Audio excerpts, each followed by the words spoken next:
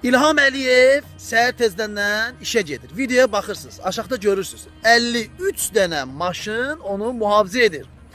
Mən sadəcə olaraq İlham Əliyevə buradan səslənmək istəyirəm. İlham Əliyev, sən xalqdan niyə qorxursan? Hə? Zaten xalq qorxaqdır. Xalq sakit dayanıb, 90% sakit dayanıb. 53 dənə maşın səni mühafizə edərək işəmi yola salır. Məncə bu axşamlar Mehribanla yatanda da bu 53 dənə mühafizəçi buna köməklik göstərir.